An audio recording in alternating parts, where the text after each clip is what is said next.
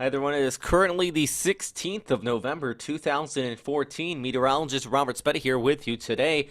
Taking a look at the satellite imagery, the big thing that is going on here on this Sunday is the fact that we are seeing a classic late fall, early winter setup. And what I mean by that, we have high pressure really just moving in from the northwest. That's been dominating much of Japan over through the Korean Peninsula here today.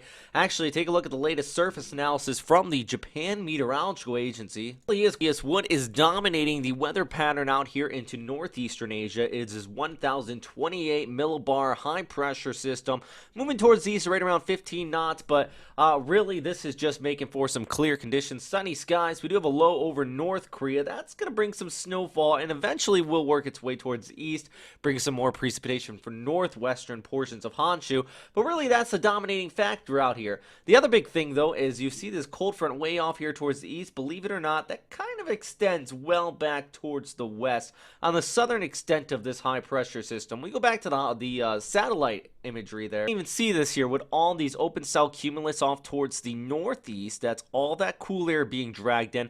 You have this line right here, the shear line, and that does extend well back towards the west. So at this time, actually, Bagasa, the Philippine Weather Agency, stating that their synopsis for today, tail end of a cold front affecting northern and central Luzon. And in reality, I don't think it's a full-fledged cold front that you may think of if you're in North America, one of those ones that plow across the plains, but it is the leading edge of some cooler air. So it is a cold front in that sense, and it really is bringing some scattered showers specifically for eastern portions of Luzon over through Visayas. It is in those areas where you're going to be seeing the heaviest rainfall over the next 24 to 48 hours, and there is the threat of some localized flooding, but it's not going to be anything too persistent. I think the bigger issue actually is farther off towards the north, where you still have those winds continuing to kick up for parts of Taiwan, definitely some waves there, and then eventually over through Vietnam, you're going to be seeing that persistent moisture flow continuing to come on shore. And as I mentioned, though,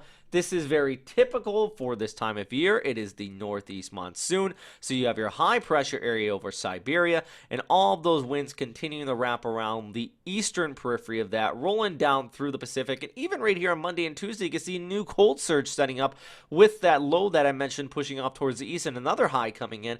And look at all those winds really starting to kick up. They cascade down towards the south, and that ends up funneling in some more cool air coming in from Siberia. So let's zoom in on Japan, because every time we talk about that, we're talking about the snow, and really that's what we are seeing across this area. Actually, many ski resorts opened back on Friday in parts of Hokkaido, down through Niigata as well, and in Nagano we had a few ski resorts open, even one in Hiroshima, just one slope, but that also opened up because of this persistent CFX snow we have been seeing for the last several days, and more is in the forecast. Now, if you are in the Tokyo over through Osaka through the next several days, the forecast doesn't look too rough for you. You might see some rain on Monday, but Tuesday and Wednesday, sunny skies. Temperatures still getting cool through the overnight hours there in Osaka, and even off towards the northeast for those of you in Yokohama, you're still seeing temperatures in the mid-teens, but not quite to the freezing point during the overnight hours. The other big thing is the mountains typically act like a roadblock here, and that just stops all the precipitation, making it over towards the eastern seaboards on the Pacific coast. So you can see here,